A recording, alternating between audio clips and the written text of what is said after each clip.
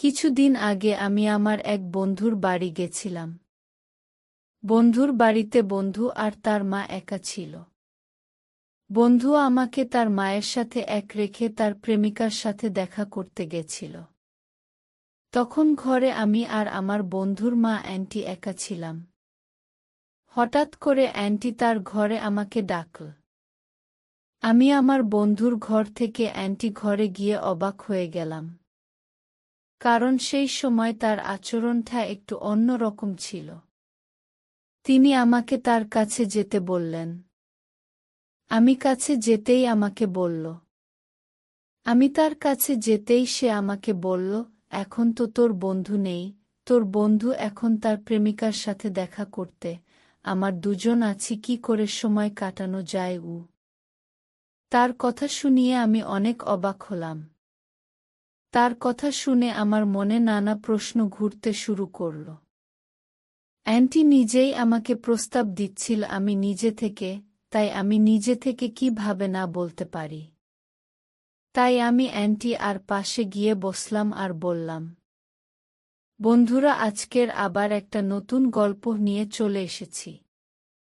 গল্পটা অনেক স্পেশাল, তার কেউ মিস করো না। আর হ্যাঁ, গল্পগুলো ভাল লাগলে অবশ্যই ভিডিওটা অবশ্যই লাইক করব আর চ্যানেলটা অবশ্যই সাবস্ক্রাইব করবেন। আমার নাম নীলু। আমি কিছুদিন আগেই আমি স্কুল শেষ করে কলেজে ভর্তি হয়েছি। সেখানেই আমার সাথে রাহুলের প্রথম আলাপ হয়। কলেজে ভর্তির প্রথম দিনেই রাহুলের সাথে আমার আলাপ হয়। আলাপ হওয়ার কিছু দিন এর মধ্যেই আমাদের বন্ধুত্ব অনেক গভীর হয়ে যায়। রাহুল খুব চনমনে স্বভাবের ছিল আর আমি ছিলাম তার বিপরীত শান্তি স্বভাবের। কলেজে রাহুলের মতো ছেলের সাথে আলাপ হয় আমার একটু সুবিধা হয়েছিল। কারণ আমি তাড়াতাড়ি খুব একটা কারোর সাথে মিশতে পারতাম না সহজে। খুব অল্প সময়ে এর মধ্যে বন্ধুত্ব হয়ে যাওয়াটা আমার কাছে হাফ ছেড়ে বাঁচার মতোই ছিল। না হলে হয়তো কলেজে আমাকে একা থাকতে হতো। কলেজে চলাকালীন আমাদের বন্ধুত্ব অনেক গভীর হয়ে গেল। এমনভাবে প্রায় ৩ মাস কাটার পর একদিন ছিল রাহুলের জন্মদিন। এর দিন রাহুল আমাকে বলল, আজ বিকেলে তোকে আমাদের বাড়ি যেতে হবে গু। আমি কারণ জিজ্ঞাসা করাতে সে কিছু বলল না। বিকেলে তার সাথে বাড়ি গিয়ে বুঝলাম তার জন্মদিন আজ। আমি তাদের বাড়িতে ঢুকতে দেখিলাম একটা মেয়ে আমাদের দরজা খুলে দিল। আমি অবাক হয়ে রাহুলকে জিজ্ঞাসা করলাম, তুই যে বলি তুই আর তোর মা থাকিস বাড়িতে, তাহলে এই মেয়েটা কে? তোর কি বোন আছে গু? এটা শোনার পর মেয়েটা হেসে উঠল। আর রাহুল আমার কাঁধে হাত রেখে বলল, বন্ধু, এটা আমার বোন না, এটা আমার মা গু। এটা পৃথিবীর সেরা মা। সেটা তুই ভাবছিস, সেটা অনেকেই ভাবে। আমার যখন বাইরে যাই তখন কেউ বিশ্বাস করতেই চায় না যে এটা আমার মা। আমার মা এত ইয়ং দেখায় কারণ আমার মা রোজ জিম করে সকালে। প্রতিদিন সকালে উঠে মা আগে জিম করে তারপর সব কাজ করে। এটাই আমার মায়ের তরুণ দেখানোর আসল রহস্য। তার মা নিজের প্রশংসা শুনে রাহুলকে বলল, ওরে, তুই কি এখনই দাঁড়িয়ে গল্প করবি নাকি বন্ধুকে নিয়ে উপরে যাবি? এটা বলার পর রাহুল আমাকে উপরে নিয়ে গেল। কিছুক্ষণ পর দেখি অ্যান্টি খাওয়া নিয়ে হাজির। বিরিয়ানি, মাংস, পনির, মিষ্টি আর কত কি। আর অ্যান্টির হাতে খাওয়াতগুলো সত্যি অনেক সুস্বাদু ছিল। তাই আমিও অন্ডির প্রশংসা করে পেট পুরে খেতে লাগলাম। রাহুল আমার পাশে বসেছিল। এমন সময় তার ফোন এলো। বুঝলাম তার পাড়ার বন্ধুরা ফোন করেছে। রাহুল আমাকে বলল, তুই খেতে থাক, আমি কয়েক কেটেই ফিরে আসছি গু। রাহুল চলে যাওয়ার অ্যান্টি আমার পাশে বসে পড়ল। আমাকে আরও বিরিয়ানি তুলে দিল খাওয়ার জন্য। আমি অ্যান্টিকে বললাম, আমি এত খেয়ে পারব না অ্যান্টি গু। অ্যান্টি বলল, ঈসব পারবে, তুমি প্রথম আমাদের বাড়িয়ে এসেছ, ভালো করে আপ্যায়ন না করে ছাড়ব না গি। আমি লক্ষ্য করলাম অ্যান্টি আমার দিকে তাকিয়ে মাঝে মাঝে মুচকি হাসছে। খাওয়া শেষ করে আমি অ্যান্টিকে ঘর গোছাতে সাহায্য করছিলাম। এবার দেখলাম অ্যান্টি আমার খুব প্রশংসা করতে শুরু করল। সে বলল, রাহুলের মুখে তোমার অনেক কথা শুনতাম, আজ তোমাকে দেখলাম, তুমি খুব ভালো আর নরম স্বভাবের ছেলে, তোমার মতো একটা ছেলের বন্ধু হতে পেরে রাহুল অনেক ভাগ্যবান। তুমি রাহুলের সাথে বন্ধুত্ব রেখো, ও তোমার সাথে থাকলে জীবনে অনেক ভালো করবে। এই সব শুনে আমি হেসে ফেললাম। তারপর অ্যান্টি আমার ফ্যামিলি কথা জিজ্ঞাসা করল, আমি কোথায় থাকি, কে কে আছে বাড়িতে, এই সব। ঠিক এমন সময় রাহুল চলে এলো। এসে সে বলল, বুঝলি নীলু, মা তোকে খুব পছন্দ করে, মা আমার কোনো বন্ধুদের সাথে এত কথা তো দূরের কথা, বাড়িতেও আসতে দেয় না। রাহুল এই সব বলার মধ্যেই আমি সময়টা দেখলাম। আর রাহুলকে বললাম, কি ভাই, এবার চল আমাকে আমার মেষ ছেড়ে দে গি। এই বলে অ্যান্টি আমাকে বিদায় আলিঙ্গন করে আবার আসতে বলে। কিছু আমার কোনো জানি না মনে হচ্ছিল, সে আলিঙ্গন কেমন একটা আলাদা আভাস ছিল। পরের দিন কলেজে এসে রাহুল বলল, নীলু, খিমা তোর প্রশংসায় পঞ্চমুখ, আমাকে সারাক্ষণ তোর দেখে শিখতে বলে গু। আমি বললাম, তুইও আমার সাথে থাকতে থাকতে আমার মতো হয়ে যাবি গু।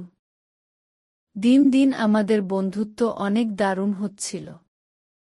একদিন কিছু বলল, কি ভাই নীলু, আমাকে একটা হেল্প করবি, মাকে নিয়ে একটু মার্কেটে যাবি, মায়ের কিছু কেনার আছে, সে যেতে পারবে না কারণ কলেজ তার একজন বান্ধবী হয়েছে নতুন, সে তাকে নিয়ে ডেটে যাবে।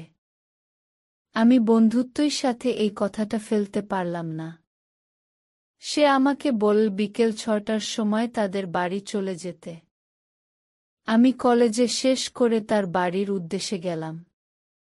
রাহুল আমাকে তার বাড়ির চাবি দিয়েছিল আর বলেছিল, কেউ না থাকলে বাড়িতে গিয়ে বসতে। আমি তাদের বাড়িতে গিয়ে ডোরবেল বাজালাম, দেখলাম কেউ দরজা খুলল না। আমি চাবি দিয়ে দরজা খুলে বাড়ির ভিতরে গেলাম। ভেতরে লিগে দেখলাম সব স্তব্ধ, কিছু কথা থেকে জলের শব্দ আসছে। আমি খুঁজতে খুঁজতে একটা বাথরুম থেকে জলের শব্দ পেলাম। আমি মনে ভাবলাম, কেউ যখন নেই তাহলে হয়তো জলের কোল খোলা আছে। আমি দরজা হাত দিয়ে ঠেকাতেই শরীরে শিহরণ খেলে গেল। দেখলাম অ্যান্টি ভিতরে পুরো জলে ভেজা আর চুল থেকে জল পড়ছে। আমি হতবাক হয়ে তার অপরূপ সৌন্দর্য দেখতে থাকলাম। নিমেষেই অ্যান্টি দরজাটা বন্ধ করে দিল। আমি বুঝলাম অ্যান্টি আমাকে দেখতে দরজা বন্ধ করে দিয়েছে। এরপর আমি লজ্জায় ঘরে গিয়ে বসলাম। কিছুক্ষণ অ্যান্টি এসে বলল, নীলু, তুমি এই সময় এখানে? আমি পুরো ব্যাপারটা তাকে বুঝিয়ে বলে ক্ষমা চাইলাম। এসব শুনে অ্যান্টি বলল, আমি একটুও কিছু মনে করিনি, তুমি বসো, আমি রেডি হয়ে আসছি গু। এই বলে বেরিয়ে গেল। আমি নিজের প্রতি খুব ঘেন্না লাগছিল। তিনি তার ঘরে গিয়ে রেডি হলে এলেন। খুব সুন্দর লাগছিল তাকে। আমি চোখ ফেরাতে পারছিলাম না। কিন্তু তাকে দেখতে আমার একটু ইতস্তত লাগছিল। অ্যান্টি আমার গাল টিপে বলল, কি ভাবছ? আমি কিছু মনে করিনি গি। চলো তাড়াতাড়ি করি, আমাকে ফিরে রান্না করতে হবে আবার। আমি নিজেকে সামলে নিয়ে তার সাথে বেরিয়ে পড়লাম। তাকে আমি বাইক নিয়ে পুরো বাজার ঘুরলাম। বাজার থেকে ফেরার সময় সে আমার 2 কাঁধে হাত রেখে বসল। বলল, এবার থেকে আমি তোমাকে নিয়ে বাজার যাব। তুমি আমার কথা মতো দোকানে নিয়ে যাও, তোমার বন্ধু তো একটা দোকানে বসে থাকে আর আমাকে পায়ে হেঁটে বাজার করতে হয়। তুই কত সুন্দর আমার ব্যাগগুলো আনলে, আমার সাথে সব দোকানে গেলে। তার এই কথাগুলো আমার মনে দাগ ফেলতে শুরু করল। বাজার থেকে বাড়ি ফিরে অ্যান্টি রুম চলে গেল। আমি বসে আছি এমন সময় নতুন ক্যান শাড়িটা পরে এসে আমাকে বলল, কেমন লাগছে? আমি বললাম, ভালো লাগছে, কিন্তু একটু দিলে সামনেটা। সে বলল পিছন থেকে একটু টাইট করে বেঁধে দিতে। আমি পিছন থেকে ব্রেকে দিলাম। সামনে এসে দেখি সে চোখ বন্ধ করে দাঁড়িয়ে আছে। আমি সামনে যেটাই সে আবার বলল, কেমন লাগছে? আমি তার উত্তরে বললাম, আপনি এমনি দেখতে অনেক সুন্দর, এখনো অনেক সুন্দর লাগছে, সিনেমার নায়িকাদের মতন গু। সে লজ্জায় লাল হয়ে চলে গেল। ঠিক এমন সময় রাহুল এর ফোন এলো। সে জানাল সে ফিরবে না আজ, কিন্তু মাকে এক বাড়িতে রাখবে না, তাই সে আমাকে থাকতে বলল। এদিকে অ্যান্টি ঘর থেকে বেরিয়ে এসে বলল, রাহুলের কি খবর গু? আমি মিথ্যে বললাম খুঁজে রাহুলের স্যার কাজ দিয়েছে গু, সে আজ রাতে আসতে পারবে না। আসলে সত্যি যদি বলতাম যে রাহুল কোনো মেয়ের সাথে রাতে থাকবে, তাহলে অন্ডি ওকে এখন ফোন করে ডিস্টার্ব করত। আর বন্ধুত্বের খাতিরে তো একটি মিথ্যা চলেই। অ্যান্টি আমাকে বলল, তুমি আমার সাথে থাকো, আমি একা থাকতে পারি না। তখনও আমি জানতাম না আজ রাতে আমার সাথে কি হতে চলেছে। রাতে খোয়ার শেষ করে অ্যান্টি আমাকে তার ঘরে ডাকল। আমার দুজনে কথা বলতে থাকলাম। আমি বললাম, গ্রামে আমি মা বাবা থাকতাম, বাবা চাষ করেন, তিনি চাষবাস করেই আমাকে লেখাপড়া শিখিয়েছেন, তাই আমি শহরে এসেছি একটা পড়াশোনা শিখে ভালো করে চাকরি পেতে গু। এটা শোনার পর অ্যান্টি আমার মুখ চেপে ধরল আর বলল, তুমি কখনো ভাববে না তুমি একটা, আমি তোমার সাথে আছি গু। আমার মনে মনে কেমন একটা সন্দেহ হয়েছিল। আমি কথা কাটাতে বললাম, আমাকে একটা শোয়ার জন্য পোশাক দিতে। অ্যান্টি আমাকে বলল, রাহুলের ঘরে আছে। আমি রাহুলের ঘরে চলে গেলাম। পোশাক চেঞ্জ করছি, হঠাৎ করে দরজায় খুলে অ্যান্টি ঢুকে পড়ে আমাকে স্পর্শ করল। আমি ভয় পেয়ে গেলাম, তাকে ধাক্কা দিয়ে দূরে সরিয়ে দিলাম। অ্যান্টি বুঝতে পারে যে ব্যাপারটা একটু বেশি বরাবর হয়েছে। সে চলে গেল। আমি ঘুম থেকে উঠে পরের দিন রাহুলের সাথে কলেজে চলে গেলাম। কিছুদিন কেটে গেল। একদিন আমার মেস বাড়িতে শর্ট সার্কিট এর জন্য বিদ্যুৎ চলে গেল।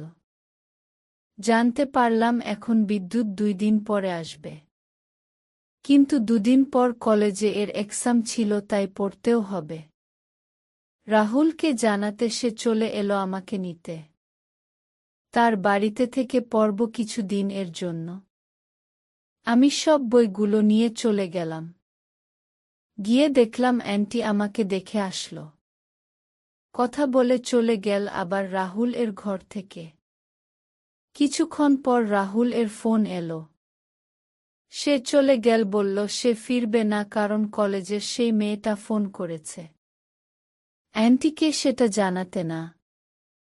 হঠাৎ করে অ্যান্টি তার ঘরে আমাকে ডাকল।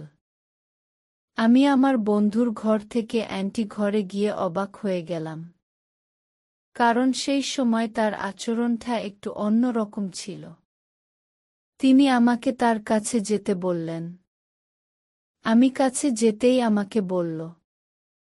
আমি তার কাছে যেতেই সে আমাকে বলল, এখন তো তোর বন্ধু নেই, তোর বন্ধু এখন তার প্রেমিকার সাথে দেখা করতে, আমার দুজন আছি, কি করে সময় কাটানো যায় উ।